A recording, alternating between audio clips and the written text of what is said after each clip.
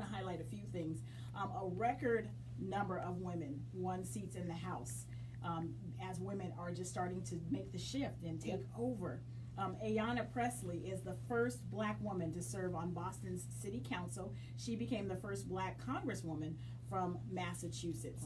19 black women who were running to become judges in Harris County, Texas, all won their seats. Ooh, I'm just getting goosebumps talking about it. And all of our sisters of color did good. Alexandria Ocasio-Cortez, she is a 29-year-old activist from the Bronx. She became the youngest woman elected to Congress. Rashida Tlaib and Ilhan Omar of the Minnesota Democratic Farmer Labor Party will become the first Muslim women in Congress. And Ilhan Omar is the first Somali American Muslim to be a legislator. And she was elected to the Minnesota House of Representatives in 2016 as a Democrat, and now she is the first Somali American in Congress. And the list goes on. We're still pulling for Stacey Abrams. It ain't over till it's over. It ain't over till it's over.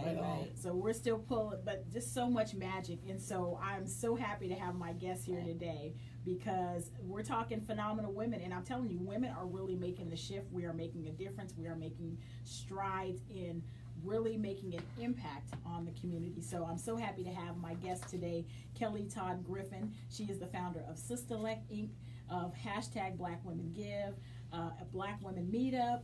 She is an author. She is the initiator of the State of Black Women in California.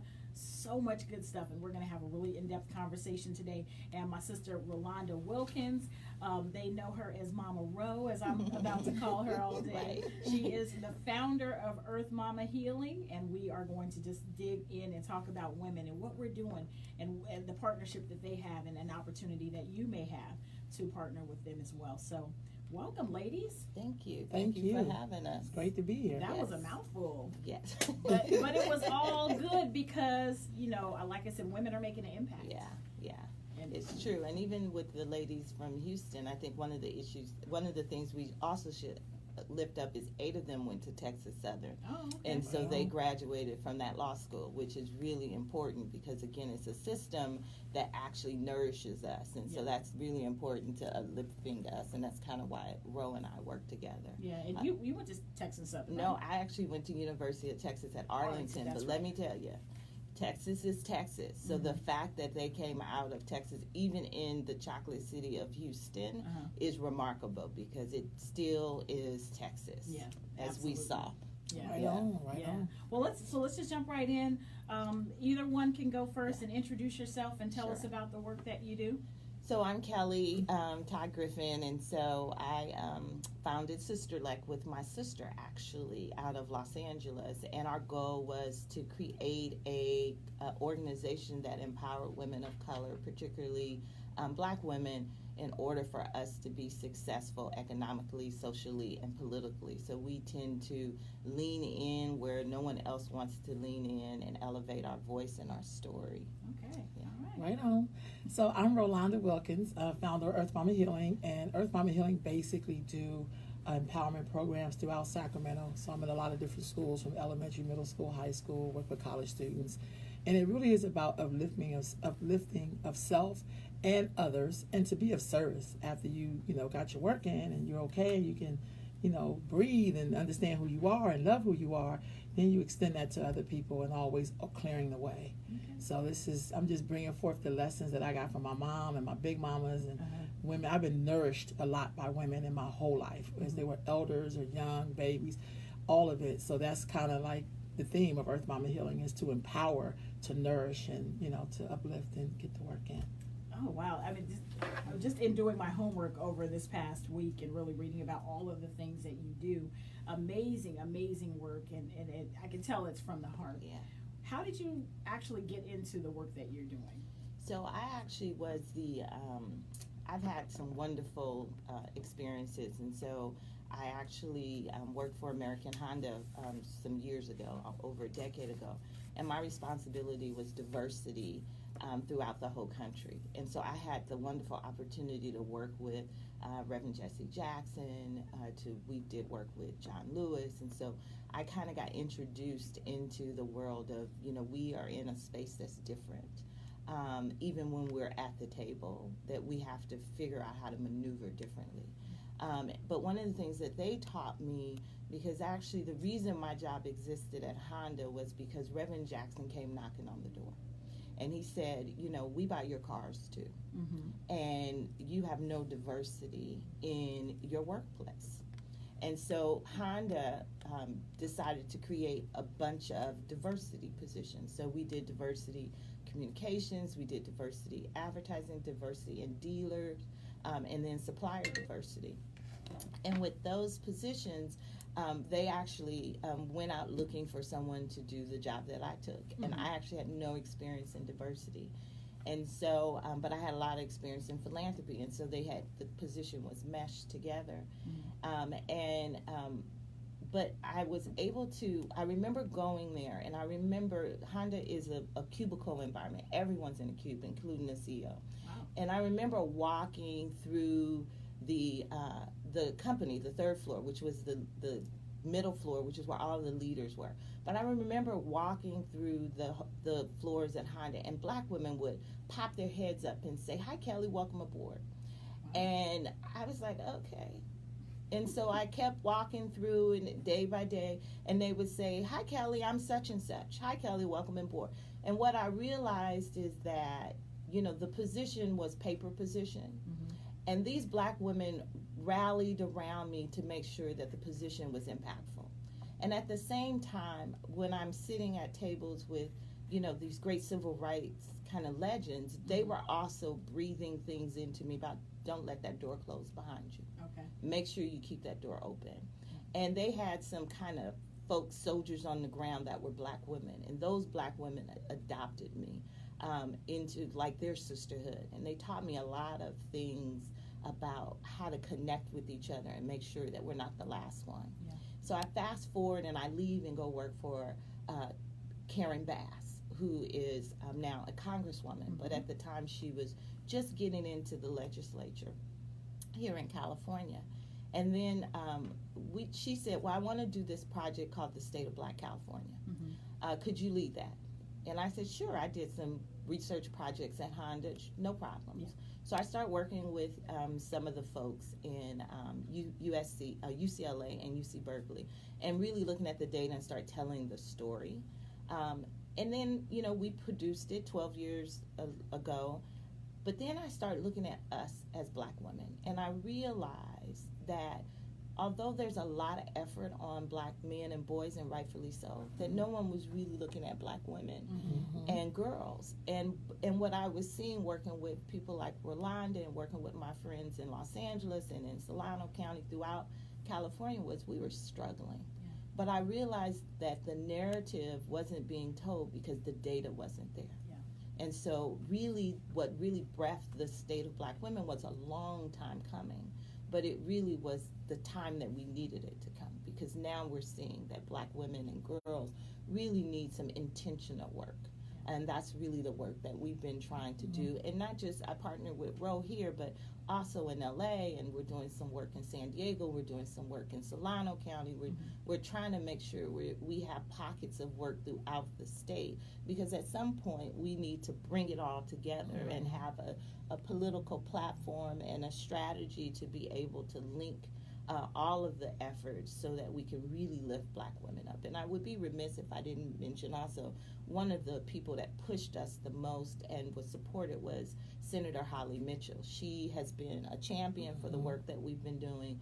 She's elevated for us, and that has opened a lot of doors for us at the same time. So. Yeah. You know, I'm going to just piggyback on a couple of things that you said. The first thing is that there was not really a good data collected, and so you're right. I mean, now we are more cognizant of some of the areas that we need to collect data in so that we can make an impact or change those areas. There are 1.1 million black females in California. Yes. Third largest population in the country. Yeah. Behind Georgia and New York, and I always say New York is suspect because how they I'm like, I think we got New York. You're right, because there's there's a fine line Yes. in New York with a lot of island people. Right, Yeah. exactly. It's Right. like, I think we got you. That's so true. But you're right though, and we have, now that we're starting to look and Right. see, the numbers are startling. Yeah. Just looking at the black female population in California, we talked about, is the third largest in the country. Los Angeles has a 39% Yes. of the black female population in the state. Yep. Although we only represent approximately 6% of women in the state, Yep. our impact is big. The way we move, our impact on social and political issues, Right. and that's the way that we remove the barriers Right. that our counterparts have. Yeah, and I would say, we have been, and you guys all know, and Ro talks about Big Mama all the time. We've always been there, Mm-hmm. and we've always wrapped our arms around our community, Mm-hmm. and we've held our community up.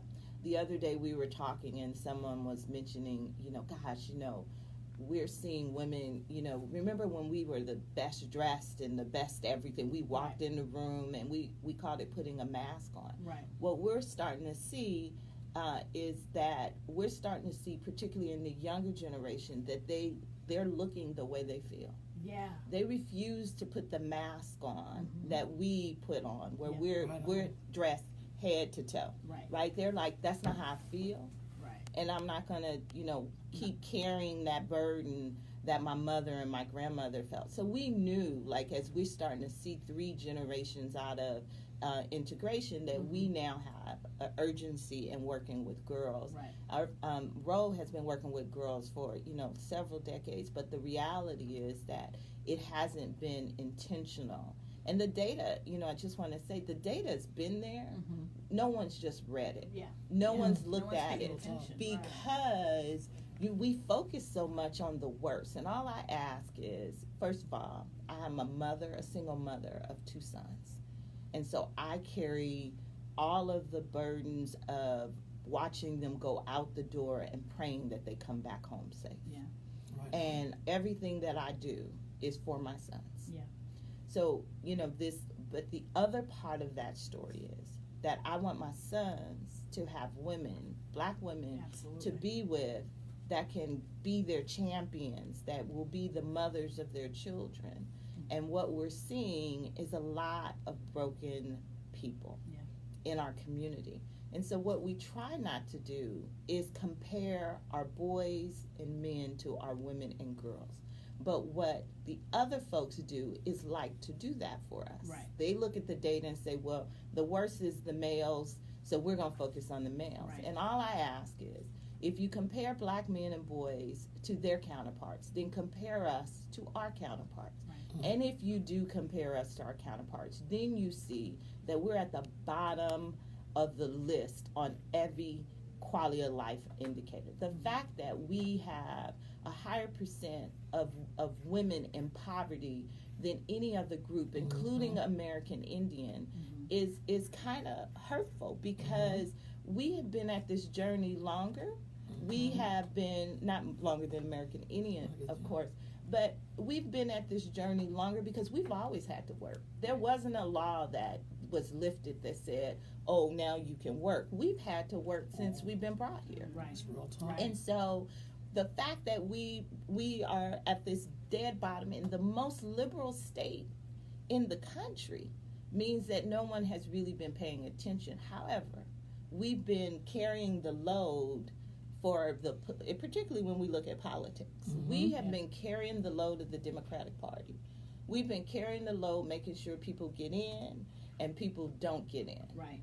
And this last election period, we did a lot of work around, phone banking and elevating the 6 black women that were running here in Sacramento. And Sistallect was doing a lot of work throughout the state on GOTV, working with the Dem Party.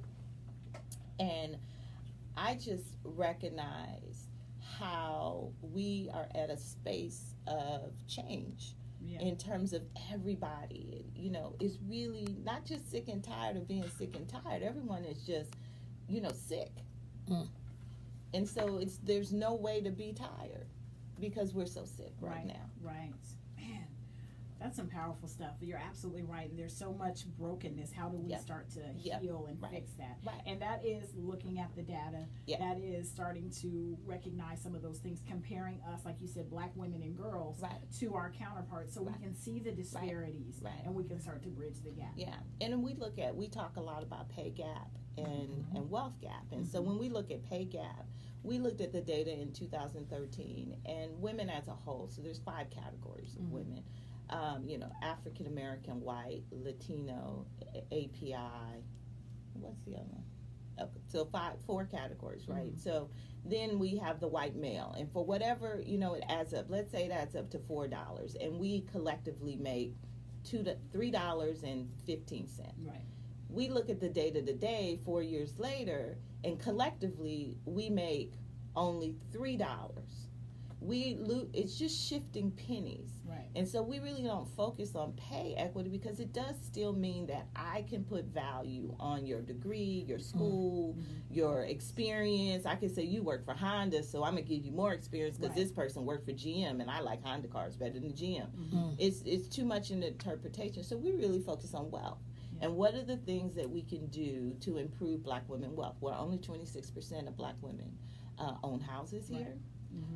We know that only 7.7%, we only represent 7.7% of women-owned businesses in the state. Many are micro enterprises, meaning they work out their home and they're contract to contract, just like we're check to check. And so and we know that the easy wealth building is through entrepreneurship and home ownership. In Sacramento, in the heyday, 50% of black people own their home. Today, only 27%. So and there's no pathway to home ownership. So when we look at that and we look at what are we advocating for? In Oakland, 70% of the homeless are African American. In Skid Row, over 90% of unsheltered homeless are black men. And many of the systems that were created to keep folks out. So you can't have a felony if you go into one of the homeless shelters. Right? So if there's a need for a shelter and you have a felony, then you're not going to get the shelter. There's all the kind of things that they did around our welfare system, where black men could not, live in subsidized housing with their mates, so they would come out of jail for silly stuff, like marijuana possession, and they weren't able to move back in with their families. I mean, so we know that destroyed. We know the history of why we are where we are. Just continuing It's that just cycle continuing. of And separating. these are the systems. These systems haven't changed, even if policy changes. This is the thing about even, I was listening earlier on the Measure U conversation. Redlining was a system, right? It was a policy. Redlining, the policy was eliminated, but the systems that supported redlining was still intact. And so you can put a policy out there and create systems, and it's generational, right? You have to destroy the systems. You have to change the systems in order to really make the impact. So anytime we have new policy, like we're having this new tax on Measure U, you can't then put that money back into the system that didn't give us didn't work in the first place. They didn't give us any lift up the first time, right? So if it really is imperative for us to look at, okay, how do we create a new system? I'm actually one of the founding organizations of Build Black. We just are more in the background, and so you guys hear more Les and Barry and Sierra Health Foundation and Daryl, but Cassandra Jennings from Urban League, Betty Williams from NAACP, and myself, the 3 black women that are on this kind of founding group. We do things differently and more behind the scenes, but we think we have the same impact. But we're there talking about the same conversation. Is we can't put it back in the systems that are working. Our kids at every school district here in Sacramento are failing. I live in, I like to call the beige community of North Natomas, where all the houses are beige. And our kids are 1 out of 10 on standardized testing, more likely to be suspended and expelled. But this is what we work for, right? We work to live in these beautiful communities with tree-lined streets, but they go back into an educational system that was not designed for them to succeed in. And so what do you think is going to happen but failure? Right, Absolutely, and that's why we need to have programs like Earth Mama Healing, Right. where you wrap your arms around people in it's the Natomas. I'm sorry, it's the South Side. Is it particular communities or you? No, I'm all over. I'm all over Yeah. the city, All right. and I also work in other communities like in the Bay and across the country. So Okay. you're all over the place. But that's why we need Right. programs like that to wrap your arms around our community and start to bring healing, recognize, and then start to bring healing. When we come back from the break, this is such a good conversation. Thank you so much for joining us. It's Full Circle. I'm speaking with my guests, Kellie, Todd, and Mama Ro, and we'll be right back with more conversation about the state of Black women and their partnership and how you can possibly get involved. It's Full Circle. Keep it right here. We'll be right back. Bada boom. You it down. I love that. I was up here inviting people Oh and my stuff. gosh. You know how I do what I'm doing. So Right. But you was like, I love the way you was connecting those dots. Listen, I love it. we are connecting them together. That's true.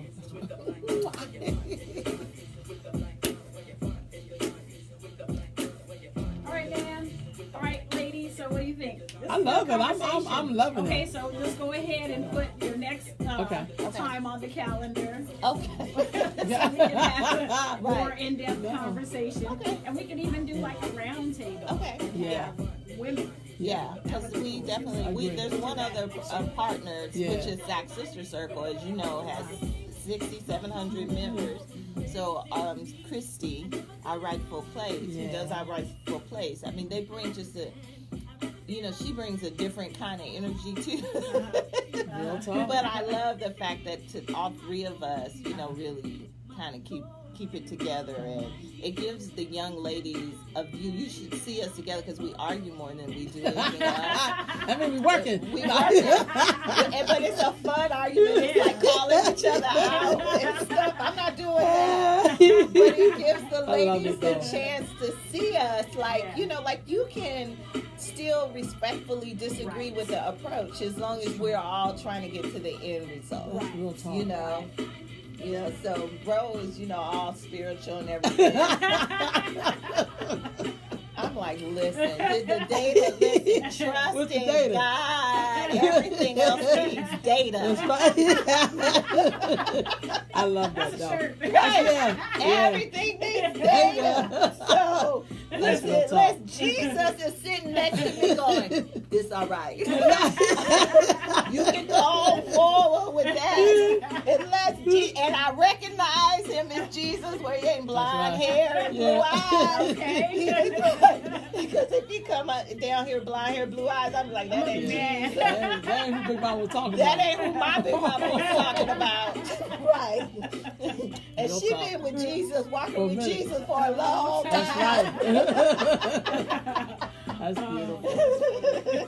Yeah, I think it shows a diversity in who we are as women. Yeah. Yeah. I think we need that. Yeah. And we would be so bored if we all disagree. Right, if It would be everyone's boring. like, Yeah. it's We'd be nice. like, oh. Yeah, So, no, we do. So it Yeah. just makes sense. I think everything just matches up. But that's, Yeah, It just makes sense. it does. And we, everyone does it differently. I think that's what makes us Yeah, click. you need all Right. those different I agree. You do. perspectives and personalities. Right. Yeah, because I'm starting to see stuff like people on Facebook posting like pictures of their moms that were part of the civil rights era, like with Martin Luther King and stuff. Before these were probably just pictures on the wall. Right. And now people are really starting to push Proudly that display them. we were there. My mama was there. My Yeah. mama was rolling with us. That's the credibility. That's that Right, it's credibility. that credibility. It Real is. talk. It's like, but it The is. credentials. Right. I was with Black women organized for political action, and I was talking to them. And, they've been around for 50 years, and I remember saying, I was brought up thinking, being taught don't get too big for your britches, right? And so now I'm like, so we don't talk about ourselves or everything because, that's just not what we do as a community. And I'm like, but we got to get bigger britches Right. because our young folks, again, aren't wearing the mask that we've been walking around wearing and trying to be cute still. And with 74% of our households being headed by single moms, we got to be intentional, Right. Real talk. because they're raising our sons and our daughters. you got the music in here. This is like, well, you just gotta move around. Yeah. Are you still live? Yeah, we live, bro. Oh, okay. Let me see. You got my bad side. 97.5. Looking for a great way to do holiday shopping and support local black businesses? Well, the answer is Black Friday Sacramento. Friday, November 23rd, 2018, day after Thanksgiving. I was trying to pull up those. I thought I had this page already up. At 2251 Florin Road, Sacramento, California. No, the PDF with the snapshot data. Yeah. Black Friday Yeah, that's some Sacramento. serious data right there. Access to hundreds of I have a girlfriend that does They've got you covered. Save a Girl, Save the World, and it's a mentorship program that she does at Spelman, or no, Clark and Lamp. And she pulled the data to give it to the girls to say, she was like, she emailed, it's this weekend, but it's a full-on mentorship where they even take them to Wall Street. Oh, wow. They take them to visit Warren Buffett, to have a conversation with Warren Buffett, and Nice. at one of his meetings and stuff. And so she was like, I need them to know about data. Right. She's like, so that they know that they're not in the journey alone. Right on. That's good stuff. That's really good. Trusting God. Trust in God. Everything Everything else needs data. Needs data. I love that. That's a tattoo. Tattoo. Stick to it. Everything else needs data. Right? Don't come up here and hear me with no data. Listen. And they do. They be like, well, I heard. No. What did the data say? Tyler was talking about this commercial. He was like, I heard this commercial. This is so like crazy. He's like, why does he? I was like, yeah, he just growls. Like, Oh, that's I his thing. know. He's like a growler. I don't know what that's all about. But It's interesting the polls I get from people about it. I'm like, yeah. I remember one time though, he tried to show me to use it, then left me in here. Then figured out. oh, When I was yeah. on the live air, I was like, come on, dog. You just make me fail. Hello? I don't know what that was. All right, here we go. Empowering women through conversation with Miss Wanda. Welcome back. This is Full Circle. It's 97.5 Sacramento's #1 community station, KDEE, owned and operated by the California Black Chamber of Commerce Foundation, supported by listeners like you. We appreciate you listening today. I hope you are enjoying the show. I certainly am. Eyes are open because we are talking about the state of black women in California. We are talking with my guest, Kellie Todd Griffin, and RoLanda Wilkins, also known as Mama Ro, founder of Earth Mama Healing, and Kellie is the founder of Sistallect, Inc., hashtag Black Women Give. She is just a bad woman who cares about her community. Yep. And that's what it's all about. Yep. So before the break, we talked about, the statistics and all of the disparities that black women face. And before we went to the break, I was kind of wrapping in Earth Mama Healing, because that's why we need those programs. We talked about how women are, we're at the bottom in a lot of instances, in housing, in home ownership, in salary or pay, and all of that. We need to make sure that we wrap our arms around not just the women that are going through this currently, but those young ladies that are coming up. And that's where Earth Mama Healing comes in, right? Yes. So tell us about it. So basically, it's just empowerment. I mean, we get to look at a lot of what makes us who we are. So I first want to say, one of the things I love about listening when Kellie talks is that, to me, she connects all of that technical data. She's in certain places that some of us are not, but I feel like when she's there, she represents us who are not going to be there. However, the bottom holds up the top. Right. And so sometimes in our community, it felt like those two things hadn't been married, or for a while. Now, I know, like, before the 60s, black folks, there was a nucleus that connected us together. Right. So even if you moved somewhere else, if you could, you were still connected to your base. Like I always say, in Sacramento and the El Paso Heights, they still have what's called roots. roots. You don't always get roots in Meadowview. You don't always get roots in Valley High. You don't always get roots in Elk Grove, because we just got to Elk Grove. Right. But there is something about having roots where you can go back to see, you know, how did my big mama save to buy a house? Or how did Pop, you know, hold a job for so many years, but yet they have actually money, you know, to work with. Right. So for me, it's kind of like in the work that we do at Earth Mama, is really going back to those roots and understanding history and culture and how it impacts who we are right now. So it's kind of like you can see us walking through many doors, and we have the perception that we're making it, even if you're rich or whatever, but you're still dealing with racism and sexism and, you know, why are we so high with diabetes and hypertension? And what's going on with us that we cannot share? So the beauty is, like, you know, we'll show up looking like $1 million, but in the inside we may be totally just broke, disgusted, don't like yourself, don't like nobody who look like you, like all that. How do you deal with that? How do you let that out of your head? Right. And I think sometimes we got to go back to the root. How did they make it through slavery, which was horrible?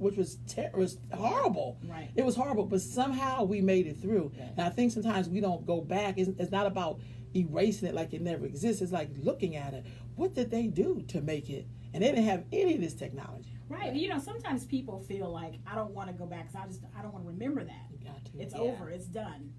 But you have to pull that. It's that Sankofa. You got to look back from where you came to see where you're going. That's like, I think that is why we have 45. Some of us need a good reminder of what was put down. And I love when Oprah Winfrey said, my ancestors, like, they deserve a resurrection, and the resurrection is me.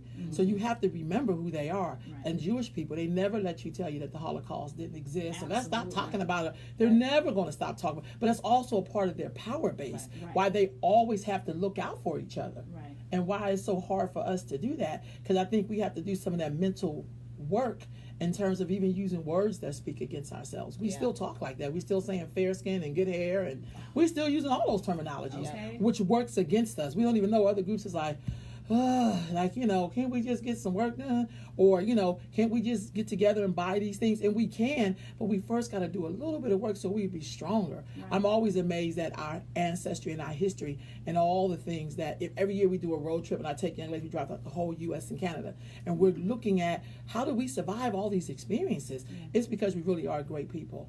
There is something in our DNA that is so resistant, but we got to get the mind right so we could use it to build. I mean, we built so many things. Right after the Civil War, black folks were even though it's the most terrorist time, they say on record that 10 years after the Civil War, they lynched more black people any time in history, like by the hundreds. And the thousands. Some say. I went to the Lynching Museum in Montgomery, Alabama, and then to the Legacy Museum, and it's all right there. But for me, it's about using that as fuel. So I can sit next to Kellie and don't be like, well, what's she now? Because she ain't where I'm from. You don't know where she's from. Right. She a sister. She's showing up to help. She in some places that we're not in. I feel like she's going to take my voice and my concerns to that place. Right. She's going to help me say, this is why we got to support this or that. And it makes sense to me. Not because somebody gave her a big grant to tell us not to do it. Right. Like, you know, tell us what we need. There was a time when we relied on each other. I still believe that time is now. Because a lot of us, because we have this 45, is making us have to turn to each other and be like, so tell me them stats again. Right. Because I know the stats, but I mean, I know it exists, but how do we use stats? Right. You know, how do we, and what are we using them for? Right. How do I teach that to young people? How do I teach that to older people? Because if you don't handle your stuff when you're young, you're still operating from that deficit as an adult. Absolutely. So how do we make sure we don't pass down things that we don't want to be passed down? Like, how do we, like, break that chain? So as we start to bring in new life, that's not something they're going to have to experience, because I'm going to raise my sons and daughters a little differently. Because I don't want them to know that pain, but I also want them to save some money. Right. I want them to know that home ownership is a part of who you are. Absolutely. Getting an education is part of who you are, but it doesn't make you better than other people. It means you still have to go down, as my grandmother said, you still have to go down and touch the soil. You know, to know where you come from, and to remember you are standing on these people's shoulders, not your own. You can't stand on your own shoulders. It's not possible. Right. Yeah, what I like about Ro is, well, you can see we have a love fest. We do. But what I like about Ro is Ro just does the work. At the end of the day, she just does the work. I can pick up the phone and say, Ro, I want to do. And she's like, okay, done. And she does it for everyone. It's not just me, it's for everyone. And I think with Ro, she is absolutely who we need her to be, and where we need her to be, and when we need her to be there. because many people are torn. But Ro, thank God she gets up earlier than most of us. And she stays up later than most of us because, I have a finite period of time that I can exist in and be at the top level. So we need people like Ro. And the reason why we need people like Ro, and not just, and one of the first things I told her, I told Miss Jack and all the women that I talk to is, you can no longer be behind the scenes. You can no longer just keep your head down and do the work. And the reason why you can't do that is because our young women are looking for us. And we had a conversation with some young women in their about 30s, late 20s and 30s, and they talked about, who is this big mama y'all talking about? We don't have a big mama. Y'all keep saying big mama said, and we don't have. And we talked about it. Ro and I had this dialogue at this meeting. I said, remember when trauma happened to us? Trauma happened to us like our parents divorced or something happened. Somebody went to jail. These babies have been born into trauma. They're born into single parenthood.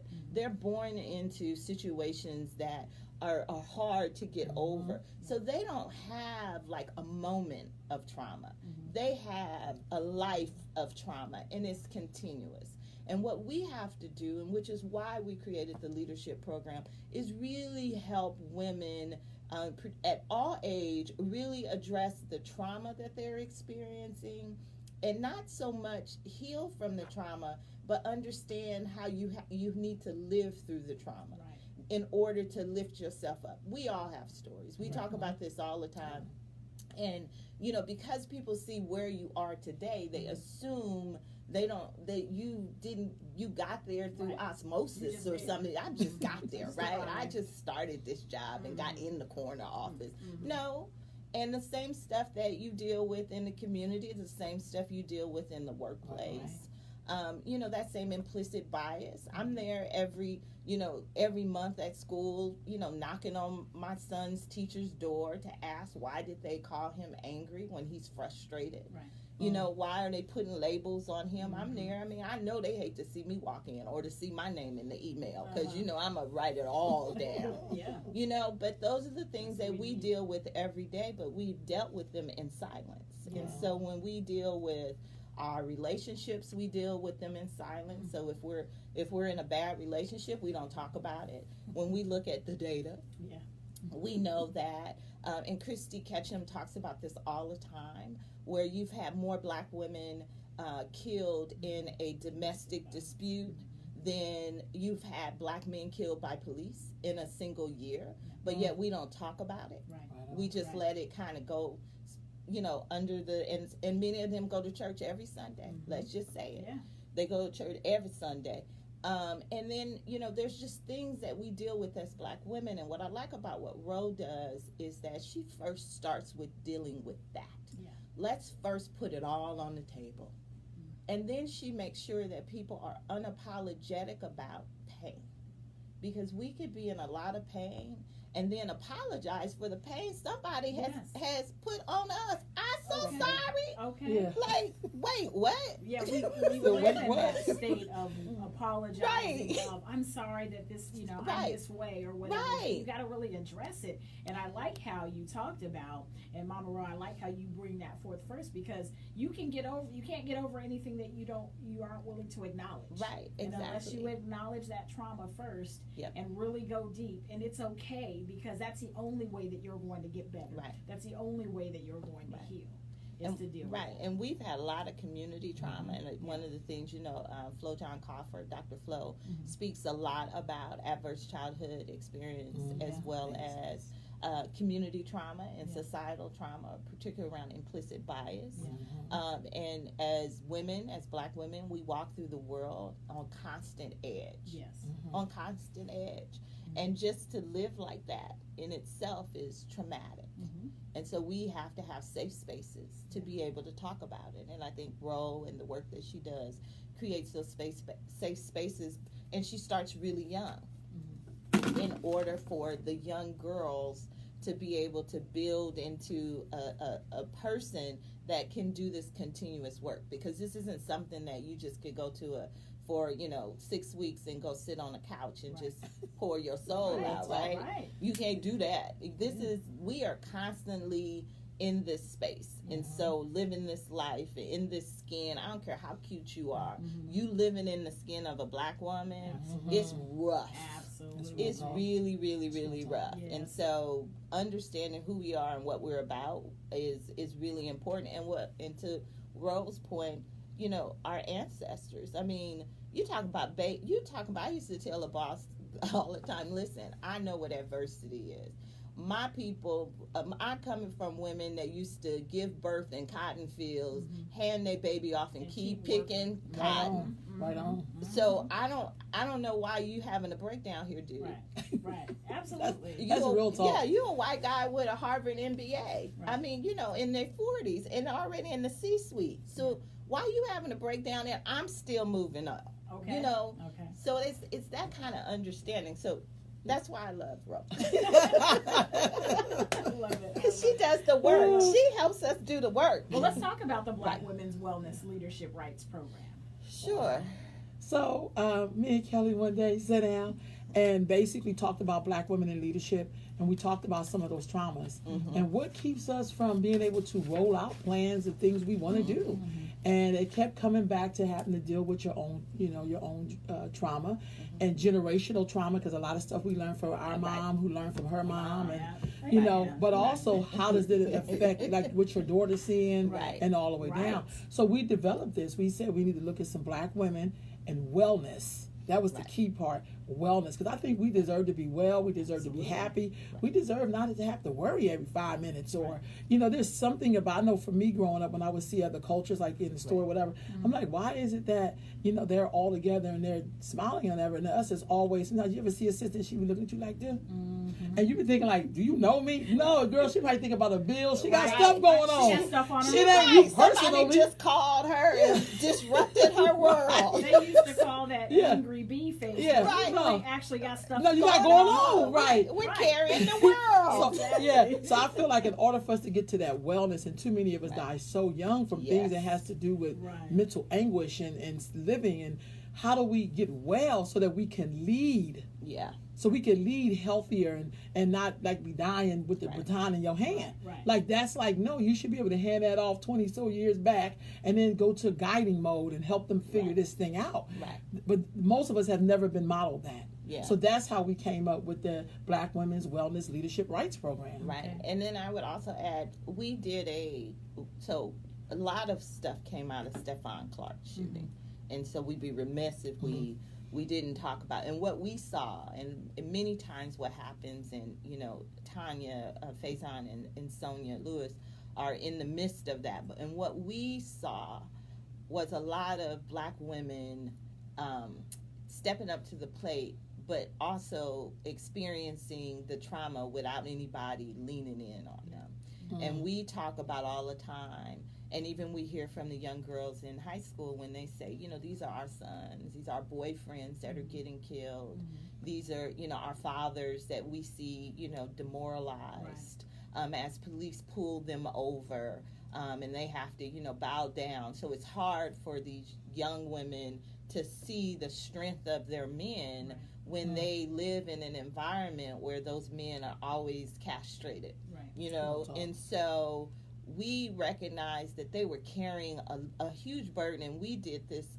Ro and I brought all the Black women leaders together, and this was Pastor Joy Johnson's suggestion. Was we need a time to gather and connect and deal with some of our emotional stuff, because this is heavy. We all start hitting the ground in the different ways that we hit the ground. Like some folks are protesting, some folks are doing other stuff, but we really needed a space. And we actually went to Sac City College and spent an evening dancing and laughing and whispering in each other's ear. And Ro did this ancestor circle where we had 10 of us sitting in a circle and 10 of us around us, and we put our hands on each other's shoulders, and for 30 seconds, we went to each individual and whispered positive affirmations in everyone's ear.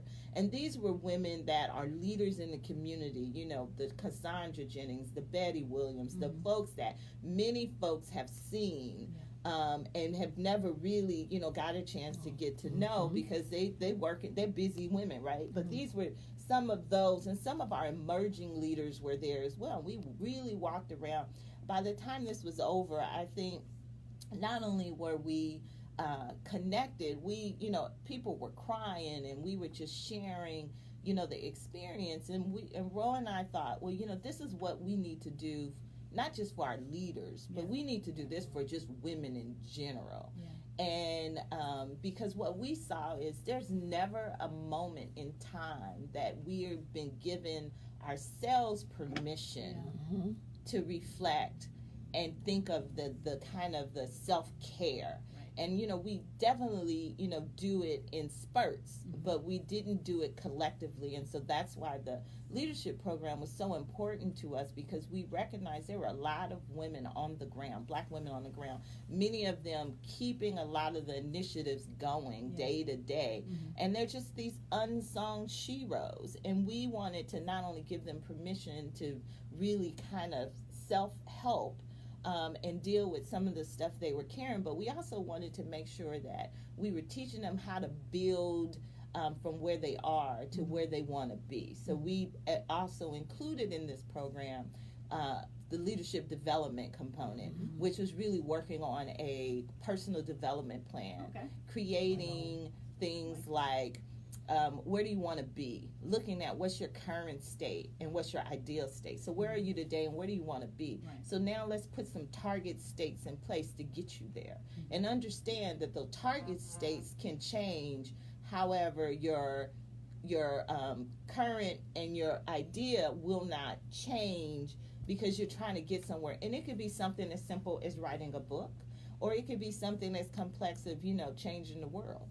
But we wanted to give them the tools that they needed to be able to be successful. But in order to do that, we actually had to break down some of their barriers first. And that's the work Ro did. And then Christy Ketchum came in from our Rightful Place in Sacramento Sister Circle. And she did some work just around, did you know you came from greatness?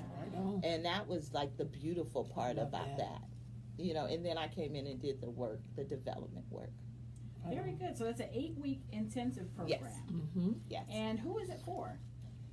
Black women. Yes. Black women, what, 18 to however old you are, it's never too late. It's never too late to connect with your sisters, to work on the plan, to let go of some of this stuff so you can build up with the good stuff. Right. I also think, too, it's something about when Black women, we're together and we get to look at each other in a beautiful way, that's a whole energy vibration lifting in itself. Right. And I've seen a lot of that. Yeah. I like some of the sessions that you have listed here. Unmask the first section. I can't even talk. The first 2 sessions: unmasking of self and self-awareness. Yeah, that's right. Like if you don't, well, that's all that we've been talking about all morning. I'm still working on that it. mask off. Well, we know Just you a can little only bit. be up between 9 and Right, 5. exactly. So I got a limited time that I could be up. So it's going to take me to get to 6 p.m. to be able to work on that unmasking stuff. I got 5 to 6. Wrap that up. But it's super important because, again, if you don't face that trauma, if you don't take that mask off and really start to look deep within yourself, you can't move forward with the program, I'm sure, because you have all of these barriers in your mind, that self-talk that we say to ourselves that I can't do it, or I'm not worthy, or whatever it is. And then coming in with that self-awareness, being aware of when those things happen, what triggers that, and how you can work through that so that you can get to a better place. So I love those first 2 sessions. And then the next session, can you tell me about sessions 3 and 4, the cleansing and healing? So cleansing and heals after you look at, because it's really a writing process.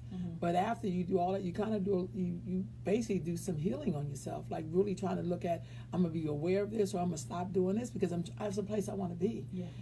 And to cleanse yourself from it, like Yeah. really look at cleansing means like to wash away. Yeah. Yeah. And Yeah. be mindful of it. Right. You know, it's not like it all goes away, but at least you be mindful of Right. it, and you just don't think about doing it on Sundays. Yeah. It's something you should be doing every day of your life. Right. You know, being mindful of whatever that is. It Right. could be someone wanting to fix their credit. That means you have to be very mindful of how you Right. spend Right. and what you spend stuff on and why you spending. Oh. You know, Yeah. Them Okay. money on shoes. stuff. That's Yeah. so important. I had Senator Mitchell on a couple of months back, Uh-huh. and I'll never forget that she talked about the California budget, or a budget Right. in general. But she said, where you spend your money is where your priorities Yes. are, and that's so true. Yes. And so I like how you bring that in again into the attendees' focus. Like, you know, where are you spending your money? What are your priorities? Yeah. You say you want to buy a house, but you can't always buy them shoes and that purse and go on this trip and blah blah blah. Right. And although it's hard, that's your goal. So what are you doing to get to your goal, and how much of a priority is it for you to get there? Right. And what are you willing to give up to get Right. it? 'Cause it's And- always a give And up. in terms of wealth building, and I think this is really important because I think all the women want to be in a, regardless of what they decide their ideal state is, they want to be in a better place than they are today. And many of them, it wraps around finances, whether it's they want a better job because they want to get paid more, whether they want, they want to do an investment, or they want to, stop buying shoes, or they want to improve their credit. Because the reality is that although money doesn't, buy you happiness, the burdens of how Black women have to take care of the family, it creates the psychological burdens of us moving forward. Right. And so if we could get an extra $100, or we could get an extra, and let me say, we could do this. And one of the things that we're really working on Sistallect is creating a $1 million fund. And that fund is going to be investing in Black women and Black girls, and programs for Black women and Black girls. But the other part about that is also, it's going to give us an opportunity to be intentional with the work that we're doing and how we want to do it. Right? We want to make sure that Black women are successful regardless of where they plant their seed. Right. Whether they plant their seed in a relationship, whether they plant their seed in work, Right. whether they plant their seed in self-care, whether they plant a financial seed. And we know that we could do this. We Right. know that we can put forth seeds everywhere, because when we look at the successes in the Black community, Right. it's usually because Black women have planted seeds, because Right. we don't have all Right. those mega churches because they just Right. showed up, right? That's real Right. talk. If you can have that many mega churches in our community, we know we can invest in that many mega We can businesses. have apartment buildings. Right. We can have businesses. We can Right. have whole communities. Absolutely. So Yeah. we just have to really, and again, I'm never saying this or that. I'm Right. just saying that when we're intentional, we can make it happen. Right. Absolutely. Okay, so let's Okay. go back to Okay. because the Black Women's Wellness Leadership Rights Program, 8-week program. Mama Ro, you said it's for any woman over 18. Tell us some more of the qualifications, because you are actually looking for folks to start the next cohort, right? Which I'm just Which so starts like, December 6th. I want to do it. but You okay. gotta do it. You have to do it. It's December 6th. Yep. And So what are the qualifications? there for is anyone? Black woman. Just have to be a Black woman. Black woman, again, who wants to plant seeds. Black women who want to plant seeds, who want to grow, who want to figure out, how do I change this trajectory in my life? Yeah.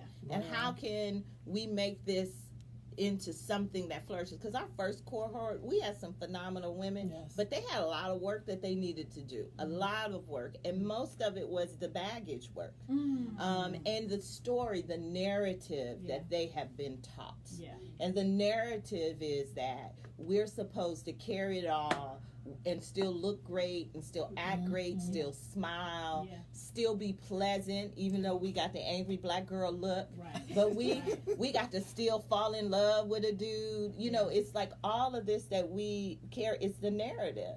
And we're saying, let's change your personal narrative Yeah. so that you can get the greatness that God has put in you. Because at the end of the day, God don't make junk. Right. And so everything that's here on this earth is because God needed us here on this earth. Right. And that meant that we all have purpose and we all have something that we can participate in that will create success. We were talking about t-shirts Yeah. at the break. I just got another shirt.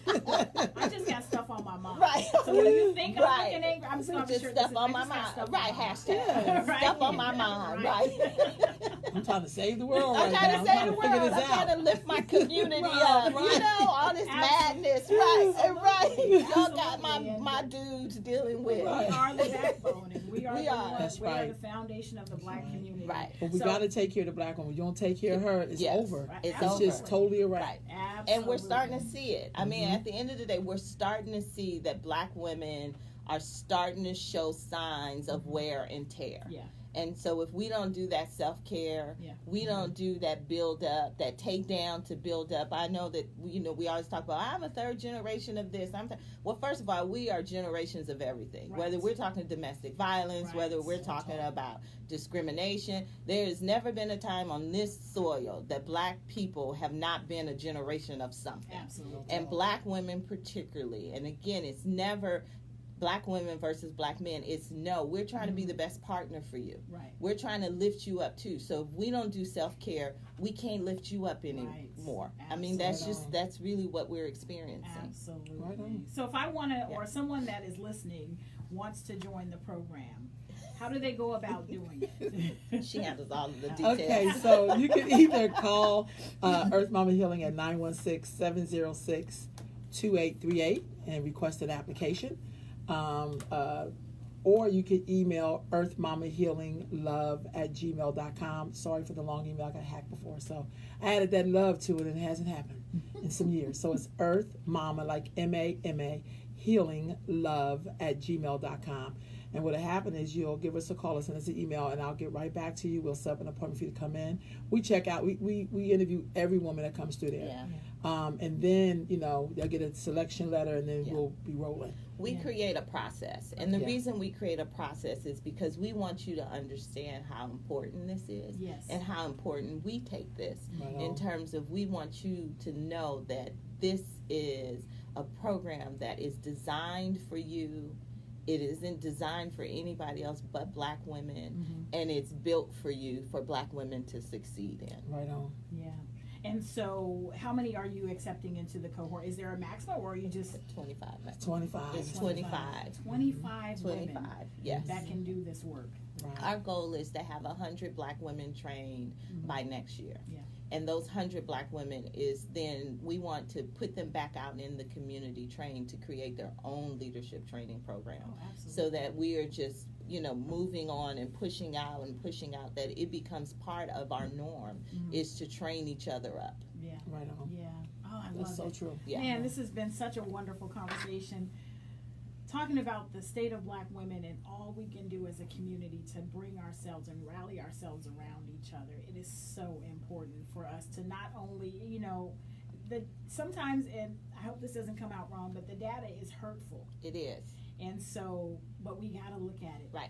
It's just like trauma. We gotta look at it Right. in order to heal it, Yeah. in order to fix it. You can't fix what you don't know is broken. Absolutely. Right on. So, we need programs and we need awareness like Sistallect. We need awareness like Earth Mama Healing and other programs that bring us together Yep. so that we can start to close the gap in Right. some of these disparities. The home ownership, that one is huge. And so, just being able to go to different programs, black women getting well. So if you're interested in the Black Women's Wellness Leadership Rights Program, make sure you call Earth Mama Healing at 916-706-2838 to get an application, or you can email at earthmamahealinglove@gmail.com. And there is a process, and the reason there's a process is because this work is too important. And so if you don't survive the process, that means that maybe this wasn't your time or you weren't ready. But we need people that are ready and committed to do the work so that we can start to continue to spread healing within our community. Right. And we don't turn anybody away. Yeah. Because we right. understand that where you are today may not be where you're going to be tomorrow. Right. And showing up, that day that you show up may be one of those days that just wasn't a good day. Yeah. And so we want to make sure that we're helping do the work.